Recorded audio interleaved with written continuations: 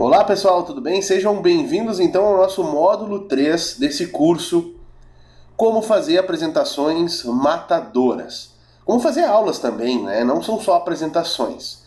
Nesse momento agora nós chegamos na hora de falarmos a respeito de fontes. Então o primeiro momento agora que nós vamos falar, nós vamos dedicar esse módulo 3 a entender um pouquinho a respeito das fontes e como é que elas funcionam nas apresentações. Obviamente, quando eu falo de fontes, eu não estou falando de fontes de água, mas sim em fontes de escrita. Como é que nós conseguimos organizar uma apresentação para que ela se torne legível, atrativa e que possa ter uma fonte, letras que chamem a atenção do nosso público? A primeira coisa que a gente tem que entender a respeito disso é verificar a história e perceber quem é que mudou as questões relacionadas às fontes, apresentações e como transcreveu a parte escrita das fontes para a parte digital. Nós estamos falando de Steve Jobs, talvez um dos caras mais geniais dos tempos modernos, né, que faleceu há alguns anos de câncer de pâncreas e que mudou a perspectiva geral da questão das fontes, como nós vemos hoje a questão da informática, a questão do digital aplicado ao design, aplicado à modernidade. Porque, como a gente tem essa frase aqui muito clássica do Steve Jobs, né? O stay hungry, stay foolish. Então ele que cunhou essa frase, né? Então ele havia, no início de tudo, largado a faculdade que ele cursava, né, e decidiu assistir, num desses períodos que ele saiu da faculdade, aulas de caligrafia, que eram oferecidas gratuitamente pela universidade. Naquela época, eram espalhados pela faculdade, pelo campus da faculdade, pôsteres e etiquetas escritos com uma bela caligrafia. Então Steve aprendeu sobre fontes com serifa, sem serifa e sobre como variar a quantidade de espaços entre as diferentes combinações de letras. Mesmo que aparentemente nada disso tivesse muita utilidade para Steve Jobs, ele aplicou esse conhecimento adquirido nas aulas daquele curso de verão sobre caligrafia no primeiro computador, o primeiro Macintosh. Esse foi o primeiro computador com uma tipografia bonita, fontes múltiplas e proporcionalmente separadas. Provavelmente, se Steve Jobs nunca tivesse frequentado essas aulas, nenhum computador hoje teria uma tipografia maravilhosa e tantas ferramentas que nós temos hoje. Então, a tipografia, ela vem do grego typos, que significa forma, e de graphen, que significa escrita. Quando a gente fala de tipografia, então nós estamos falando da forma a qual nós escrevemos. É um processo de mecanização da escrita através feito da tecnologia para a reprodução de textos em séries. A tipografia também é um termo utilizado para definir os estudos dos tipos, das questões de letras que são utilizadas até hoje. Desde o início de tudo, o homem ele buscou meios de se comunicar, de se expressar entre o mundo, em relação ao mundo, e as pessoas que estavam na volta. Portanto, bem antes do início da escrita, ou até mesmo de Steve Jobs, o homem já se comunicava através de sons, cantos, gestos, desenhos, as pinturas, danças e esculturas. Após o desenvolvimento da fala, e obviamente a comunicação oral, é que surgiu a necessidade de criar registros, de preservar e de repassar essa memória adiante. E, consequentemente disso, foi a necessidade da invenção da escrita.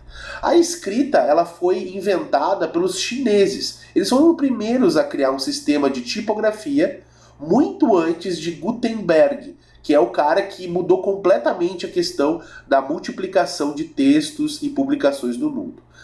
O primeiro cara, então, o chinês, foi o inventor Pi Xuan, por volta de 1040 depois de Cristo, que desenvolveu essa questão de máquinas também para poder fazer esse tipo de escrita. Os tipos eles eram feitos em argila, madeira e também bronze, e eram dispostos numa tábua, aquilo que eles chamavam de wamba, que significa tábua viva. Então eles conseguiam mudar essas questões da reprodução em série de textos utilizando esses materiais de argila cozida, madeira e bronze, bem antes de Gutenberg. Gutenberg é talvez o inventor mais famoso do ponto de vista de tipografia, né? Porque o grande inventor foi ele. Ele, através dessa máquina, a prensa com tipos de metal, Johann Gutenberg, em 1450, inventou essa máquina que possibilitou a produção em série dos textos. Nos séculos seguintes, no século XV, ele imprimiu a primeira Bíblia de 42 linhas, que foi o primeiro livro impresso e a primeira comprovação da eficiência da tipografia, que foi composto por 642 páginas, e ele teve uma tiragem que foi de aproximadamente 200 exemplares. Imagina falar sobre 200 exemplares hoje, chega a ser ridículo, né? Com isso, Gutenberg também tornou mais acessível os livros e a cultura. Ele tirou o monopólio dos mosteiros e abadias que eram responsáveis por transcrever esses livros manualmente. Então, antigamente, para você ter uma cópia de um livro, você precisaria de um monge, precisaria de uma pessoa que transcrevesse todo aquele livro manualmente, e aí havia uma cópia. Então, a passagem de conhecimento era muito lenta. Gutenberg mudou isso, permitindo que nós tenhamos essa disseminação de conhecimento de maneira muito mais ampla. Então ele chegou aqui nas questões dos glifos. Os glifos é a maneira que a gente chama as letras e os caracteres da comunicação através da fala e da escrita, né? Principalmente da escrita.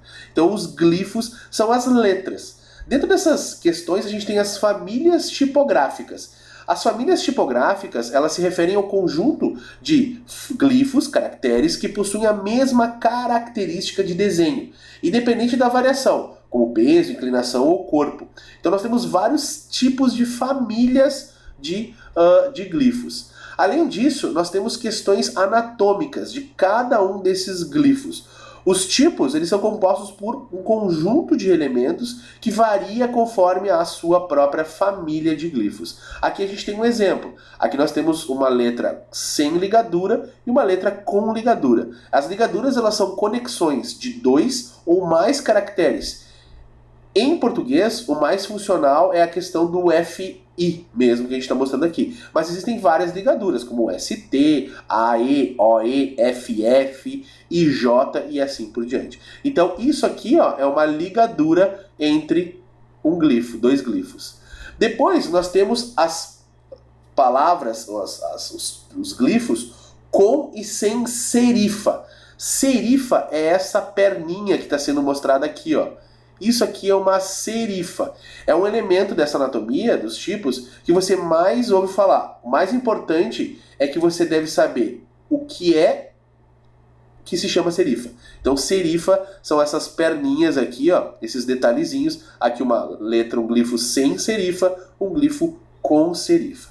Existem tipos com e sem, né, que vem do sans serif, do francês, e a classificação dos tipos em serifados e sem serifa é a principal forma de diferenciação das letras.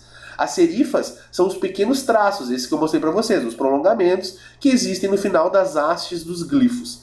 Mas de antemão já saiba que os tipos serifados são os mais adequados para os textos corridos, em trabalhos gráficos, como por exemplo livros. Pois a serifa tem uma função auxiliar na leitura, proporcionando continuidade para o texto e tornando o texto menos cansativo para os olhos. Enquanto que os tipos sem serifa são mais indicados para quê? Para títulos, também são chamados para textos em geral na aplicação digital, como blogs, websites e assim por diante. Pois as serifas, elas acabam tornando essa imagem, essa visualização um pouco borrada no digital, o que prejudica bastante a leitura e o entendimento. Então já vem a primeira dica: se for fazer algo para texto corrido, a gente pode usar a questão da serifa, letras com serifa, e se for algo mais título ou mensagens mais rápidas digitais, escolher fontes, escolher glifos sem serifa. Aqui a gente tem a questão do corpo. O corpo é o tamanho do tipo que começa do ponto mais alto até o ponto mais baixo. Então a gente tem a linha ascendente e a linha descendente. Isso aqui significa o corpo da palavra. Aqui vamos dar uma olhada nas ascendentes e descendentes. Aqui, a parte superior é a parte ascendente, a parte inferior a parte descendente.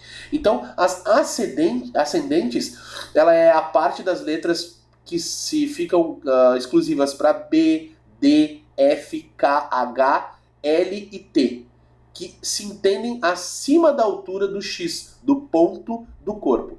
As descendentes é a parte das letras G, J, P, Q, Y e por vezes a letra J se a caixa estiver alta, que se estende um pouquinho abaixo da altura do eixo X, do eixo do corpo, tá bom? Aqui a gente tem também as questões de eixos. Então nós temos o eixo humanista, vejam que ela é levemente inclinada, o eixo racionalista e uma letra, um glifo sem eixo.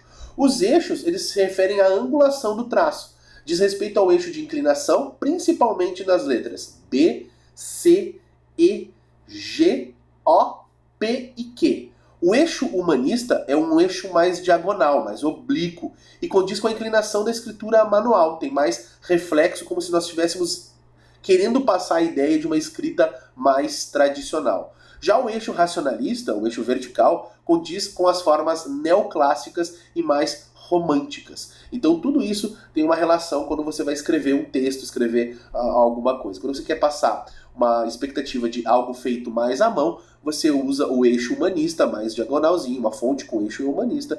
Quando você quer fazer um trabalho mais racional, que tenha relação neoclássica, você usa o eixo mais vertical, tá bom? E aqui o sem eixo, que não traz característica para isso. Aqui nós temos a questão da caixa baixa, então é toda a escrita feita em minúsculo, a caixa alta, com toda a questão da organização da escrita em maiúsculo. Então a caixa alta e a caixa baixa, elas derivam exatamente da organização dos tipos em caixa de madeira sobre o cavalete. Nas oficinas tipográficas, onde as letras maiúsculas, elas ficavam na parte superior, na caixa alta, e as minúsculas ficavam na parte inferior, numa caixa baixa. Então por isso que a gente chama as maiúsculas de caixa alta e as minúsculas de caixa baixa.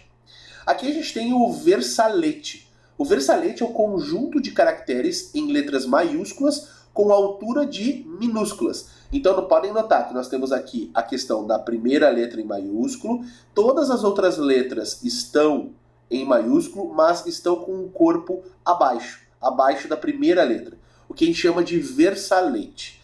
Aqui a gente tem o old style, que são algarismos ou numerais, que também são classificados em 3 grupos: Old Style, Leaning e Small Caps.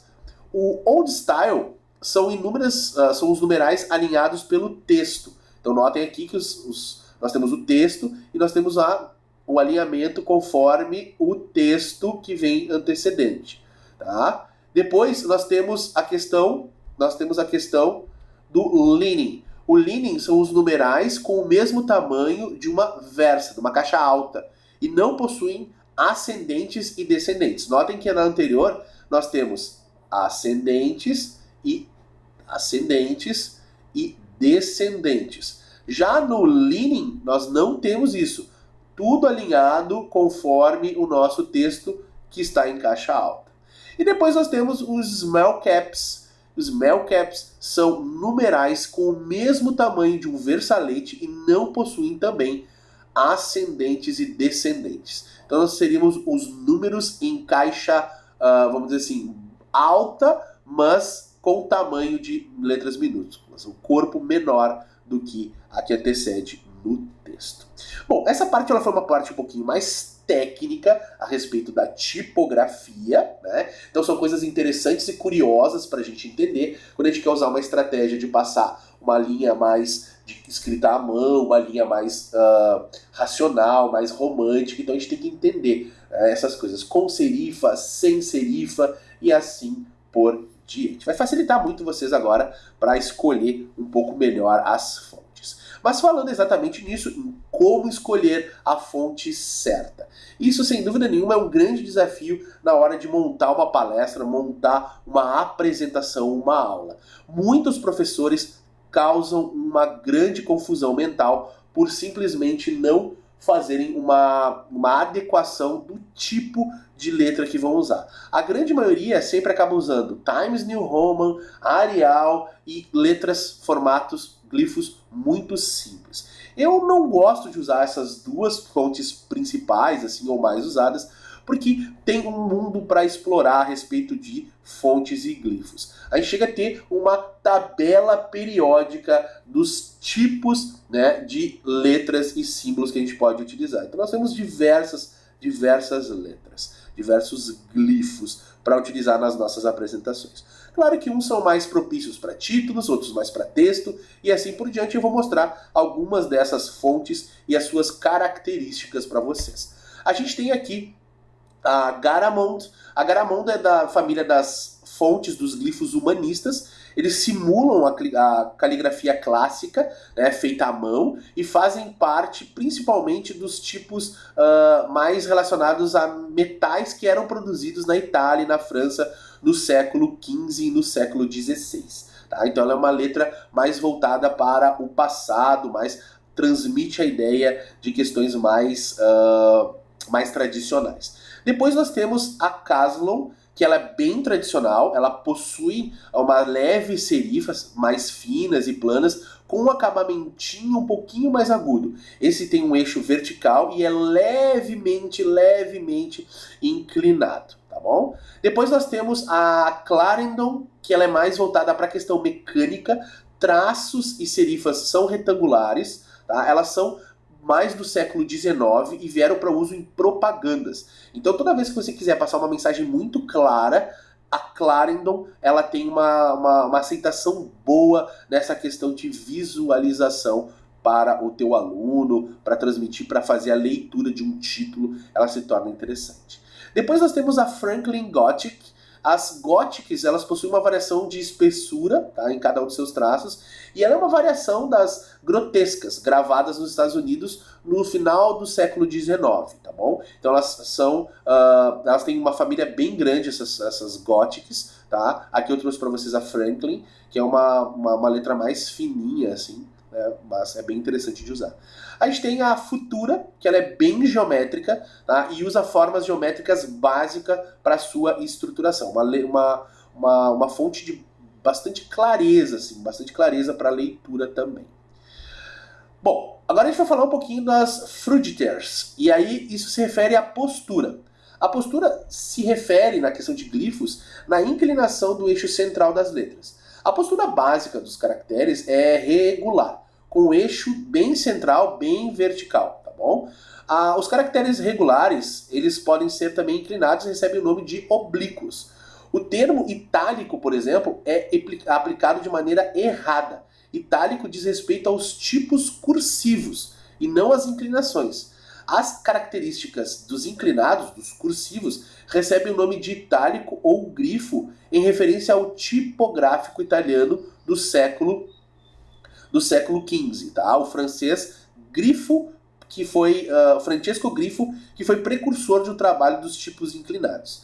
E agora a gente vê um pouco sobre a composição tipográfica, mais especificamente sobre os alinhamentos e espaçamentos. Olha aqui, a gente tem o Kering, que trata-se de um espaçamento entre os caracteres, e existem partes das letras que ultrapassam o bloco para permitir um encaixe de uma letra na outra, o que não fiquem muito afastadas e assim prejudiquem a questão do visual. A gente tem aqui o kerning óptico e o kerning manual, que é o processo. O kerning é o processo de ajustar os espaços entre os pares de caracteres, ou seja, somente em algumas letras, outras não se encaixam, e o kerning da fonte é definido pelo type designer, quando está criando a fonte. Hoje em dia, os softwares de computador também oferecem uma opção de kerning óptico, definido para amenizar os efeitos das fontes mal produzidas.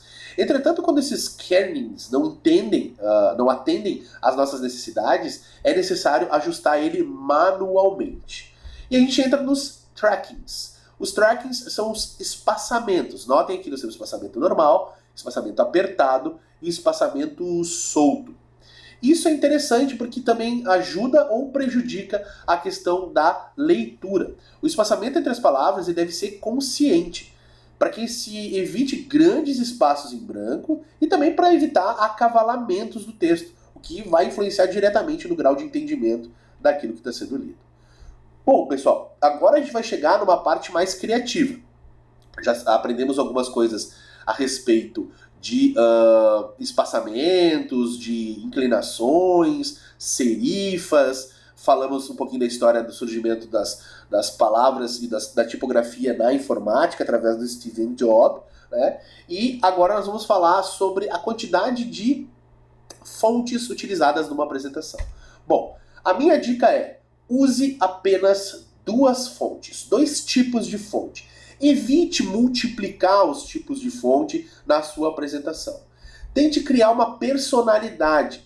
Imagine o seguinte: se você vai falar para um público a respeito de engenharia mecânica, use, quem sabe, letras, glifos que tenham a ver mais com questões metálicas, mais simétricas. Se você vai falar para um público um pouco mais voltado para a área das humanas, use letras e glifos mais poéticos, mas usem 2 fontes no máximo na apresentação de vocês. Aqui eu estou usando 2 tipos de fonte para fazer esse slide. Aqui eu estou usando um fundo, que eu vou ensinar para vocês, assim que nós chegarmos nessa parte de criação, tá? Para que vocês entendam como é que fica mais chamativo cada uma das nossas estratégias. O importante é que quando a gente monte uma palestra, a gente entenda isso aqui: o tamanho e a simplicidade para se fazer a colocação. Quando a grande maioria das pessoas monta uma palestra, uma apresentação, elas precisam entender que tem que se escrever, se montar a palestra, pensando nessa pessoa que está aqui atrás, ó. Então, a gente escreve, monta a nossa apresentação, nossos slides, pensando também nas pessoas que estão lá atrás. Não pensando nessa pessoa que está aqui na frente. Essa pessoa aqui na frente, ela vai conseguir ler de maneira bem adequada, independente do tamanho da fonte ou da complexidade dessa fonte. Mas imaginem só ler dessa forma para quem está lá atrás. Então é muito importante que a gente entenda que existe essa diferença de posicionamento das pessoas. E nós temos que pensar que as pessoas lá de trás também querem entender, também querem ter acesso a slides e apresentações matadoras. Então agora nós vamos entrar numa parte mais técnica, né, a parte técnica criativa, que é usar algumas estratégias. Aqui eu vou usar uma estratégia que é a mesma fonte, uma única fonte em uma frase, mas usando pesos diferentes, estruturas diferentes, tamanhos diferentes, para que a gente possa entender melhor e como é que elas se relacionam. Então aqui, a mesma fonte com pesos diferentes. Aqui eu tenho a mesma fonte com pesos diferentes. Eu tenho a mesma fonte com pesos diferentes. E notem que muda drasticamente como a gente tem impacto na nossa apresentação. Aqui, com uma letra, uma sequência linear, ou apenas uma linha. Aqui, dividida em 2 linhas, de maneira simétrica a informação. Aqui, com mesma simetria, mas usando pesos de força diferente. Então é a mesma fonte, uma está em negrito, a outra não está em negrito. Vejam que muda bastante a relação de percepção daquilo que eu quero passar. Então vejam que muda bastante aquilo que a gente está querendo passar para vocês. Agora nós chegamos em fontes diferentes. Vou usar fontes diferentes em uma frase. Então, fontes diferentes, aqui as 2 estão iguais, agora eu mudei para fontes diferentes. Vejam que muda drasticamente a nossa questão de percepção. Fontes diferentes, fontes diferentes. Eu estou usando pesos de fontes diferentes e estou usando colocações, organizações diferentes também. Uma em cima, outra embaixo. Fontes diferentes. Notem que existe um encaixe entre elas, ó. Eu estou usando fontes diferentes, fontes diferentes, fontes diferentes. Então notem que o impacto de cada uma dessas estratégias muda drasticamente a maneira com qual a gente enxerga as situações. Vamos agora para fontes com tamanhos diferentes. Notem, fontes com tamanhos diferentes, fontes com tamanhos diferentes, e existe uma diferença muito grande em ler dessa maneira ou ler dessa maneira. O impacto entre essas 2 maneiras se torna extremamente interessante e diferente conforme aquilo que eu quero passar para o meu aluno. Então, notem que existe uma quebra de informação, ó, fontes com tamanhos diferentes. E eu uso a melhor estratégia para chamar a atenção do meu aluno, daquele que está me ouvindo, daquele que está me lendo. Tá bom? Agora nós vamos para fontes com cores diferentes. Como é que eu organizo essas fontes com cores diferentes para chamar a atenção? Vamos lá. Fontes com cores diferentes. Notem que eu estou usando a estratégia sanduíche, onde eu tenho uma cor que chama mais atenção no centro e duas como se fossem duas fatiazinhas de pão na parte externa. Então nós temos uma fatia aqui, o recheio e a fatia externa novamente. Então as pessoas sabem que eu vou falar de cores. Fontes com cores diferentes. Agora, usando a estratégia de novo, ó, fontes com tamanhos diferentes, usando cores diferentes. Fontes com tamanhos diferentes, com cores diferentes da mesma estrutura. Então, notem que isso traz uma visualização bem diferente para as nossas apresentações. É bem diferente de você usar algo mais assim, simples, cinzão, do que coisas que tenham um fundo agradável, uma harmonia entre a parte de visualização, tamanhos diferentes de fontes, cores, organizações diferentes. E agora vamos chegar no nosso quinta dica a respeito das fontes, né? Fontes para títulos e fonte para textos.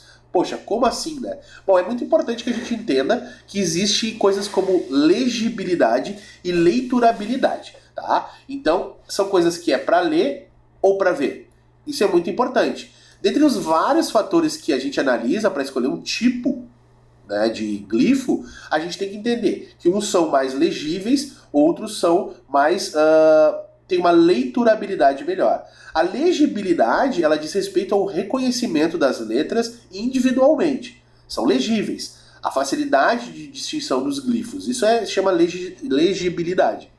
Já a leiturabilidade, ela diz respeito ao reconhecimento e à fluência dos tipos em sentenças, como as frases e os parágrafos. A legibilidade e a leiturabilidade são semelhantes, mas não são a mesma coisa. Vou mostrar para vocês. Olha só, aqui eu tenho um título, Palestras Matadoras, que tem uma tendência para ter uma legibilidade bem grande. Ela é muito legível, tá? Então uma pessoa consegue ler bem o título. E eu tenho aqui para o meu texto já uma outra fonte. Vejam que tem diferença em escolher uma fonte para título e uma fonte para o texto. Aqui eu quero que as pessoas saibam do que eu estou falando, usando um título legível. Mas o texto eu não quero que elas leiam, porque eu vou explicar esse texto para elas. Já quando eu mudo, ó, fica muito difícil entender o título, fica um pouquinho mais difícil, mas o texto tem uma leiturabilidade maior. Então, aqui eu chamo atenção para quando eu quero que as pessoas leiam o texto, eu uso uma letra, um glifo mais legível e com uma leiturabilidade melhor. Aqui fica bem difícil de eu ter a atenção dos meus alunos, dos meus ouvintes, espectadores, porque o título já está bem complicado. Então veja uma diferença, né? Ó, Palestras Matadoras, eu não quero que você leia o que está no texto, eu vou te explicar isso. Aqui eu te complico nas questões do título e permito que você tenha uma leitura melhor do texto que está sendo exposto ali. Então, agora vem a grande pergunta. Eu sei que você deve estar assim, nossa, meu Deus, quanta informação a respeito de fontes. E a gente chega nesse slide. Como é que a gente escolhe a voz da tua palestra, Matadora? Como é que a gente faz isso? Sim, porque escolher uma fonte nada mais é do que escolher a voz da tua palestra. Em um projeto, a gente deve considerar todos os aspectos importantes, desde os técnicos até os psicológicos, os socioculturais de tratamento, os neurocientíficos, como a gente viu no módulo 1 e 2. E sobre tipografia, a primeira coisa que a gente deve levar em conta para escolher uma família tipográfica é qual é a voz que a gente quer transmitir. E aí, como de costume, você vai perguntar, como assim? Voz do quê? A fonte, gente, o glifo é feita para comunicação. Logo, ela é a voz da tua palestra. Se você não entender essa questão de glifos, a sua palestra fica complicada de ser entendida. Lembra das 3 formas de aprender: ler, escrever e fazer, falar. É importante isso que a gente participe. Então, quando a pessoa está lendo, ela está escutando, ela está fazendo também as suas anotações. O ler é tão importante quanto escutar e quanto escrever. Então, a gente tem que ter essas 3 coisas bem organizadas. Imagina só, você tendo que escolher entre 1 ou 2 dessas letras aqui que eu vou mostrar para vocês. Olha só. Qual dessas 2 você escolheria se você tivesse que fazer um trabalho envolvendo mulher? Você escolheria a primeira fonte, o primeiro glifo, a primeira família ou a segunda família? Bom, eu acredito que você escolheu a segunda opção. Sabe por que a maioria escolhe a segunda? Porque o público é feminino. Logo, você não precisa transmitir uma sensação forte, robusta, que é o que os primeiros glifos da primeira fonte aqui transmite. Pelo contrário, você precisa fazer o quê? Transmitir uma coisa mais suave, delicada, que é igual à segunda, uma coisa mais sensual. E pensando nisso, obviamente que o tipo que melhor traduz a voz para essa ideia de transmitir algo para uma mulher é a segunda opção. Consegue entender isso quando eu falo sobre a voz do projeto? Então pense nisso antes de escolher a sua fonte. Qual é a voz que você quer transmitir? Eu vou dar mais um exemplo. Olha só, aqui nós temos a escrita antiga, tá? Então, que é uma coisa que está remetendo para a nossa imagem de fundo. Ó, nós temos coisas aqui de tipografia, rosas, uma máquina de escrever, máquina de foto antiga, blocos de anotação. Então, escrita antiga. Será que em uma apresentação matadora, como você já deve ter percebido, envolve várias coisas? Uma delas é a escolha da fonte e da tipografia. Independente do objetivo da tua palestra, a fonte ou as fontes serão parte da tua voz da apresentação. Tu já entendeu isso também. Isso vai transmitir a tua identidade a respeito desse tipo de apresentação. Para isso, a fonte ela deve estar de acordo com a mensagem que você quer passar na apresentação. Então eu vou mostrar agora para vocês alguns exemplos e eu quero que você escolha a melhor tipografia para fazer relação com essa imagem que está no fundo. Mas antes de escolher a fonte, né, cheia de curva e linhas, tu precisa saber o que é a tipografia. Precisa saber que ela funciona, quais são os tipos, quais os elementos que compõem esses tipos e como usar a melhor maneira. Por isso que eu apresentei para vocês anteriormente a história da tipografia e como é que nós temos os tipos tipográficos. É importante vocês saberem aquilo que eu passei para chegar nessa fase e a gente entender melhor a questão de uma montagem de uma palestra, de uma aula matadora. Então vamos ver qual é a imagem, qual é a nossa tipografia que mais combina com a nossa imagem atrás. Será que é essa? Será? Ou essa? Será que é essa? Nossa, essa aqui é terrível. Comic Sans. Será que é essa? Será que é essa? Vou voltar. Sem dúvida nenhuma, a grande maioria ficou pensando nessa aqui, ó. Eu escolheria, para minha apresentação, nesse momento, usar essa escrita. Por quê? Porque ela tem muita questão das serifas, né? Então ele usa bastante a questão das serifas. Isso remete uma escrita mais antiga, uma escrita mais relacionada com as letras que são emitidas pela minha máquina de escrever. Então, ao invés de usar isso ou usar isso, eu usaria essa aqui, essa fonte teria muito mais relação com a minha imagem. Então notem que montar uma apresentação não é simplesmente sair colocando Times New Roman para tudo que é lado. Isso é muito importante, porque a partir de agora, palestras comuns e aulas chatas, nunca mais. Vocês vão fazer palestras usando outras fontes, no máximo 2 por cada apresentação, mas com pesos diferentes, entendendo o público que vocês vão falar, o assunto que vocês vão falar e escolhendo melhor cada uma das fontes que vocês vão colocar.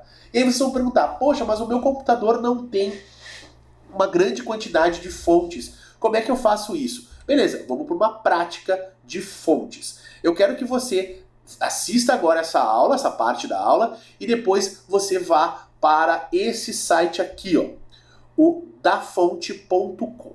Nele você vai conseguir fazer a agregação no seu computador de vários tipos de fonte. Então aqui a gente tem vários tipos, eu posso escolher fantasia, estrangeiras, técnico, gótica, básicas, as mais relacionadas à escrita, tá? E aí eu posso escolher aqui também, fazer uma pesquisa do tipo de fonte que eu quero.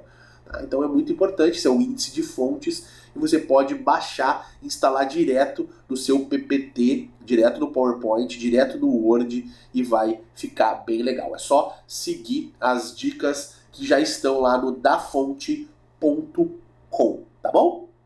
Então agora chegou a nossa hora do nosso cafezinho. Estamos com 34, 35 minutos mais ou menos de aula.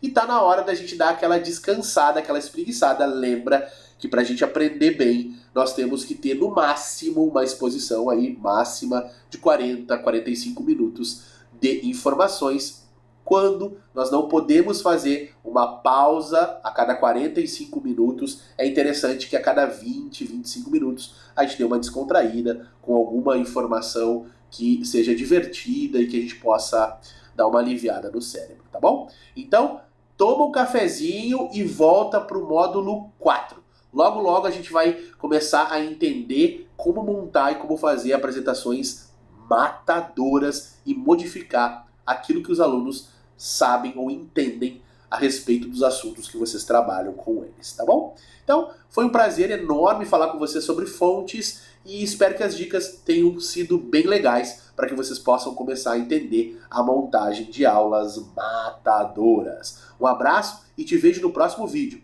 Até mais!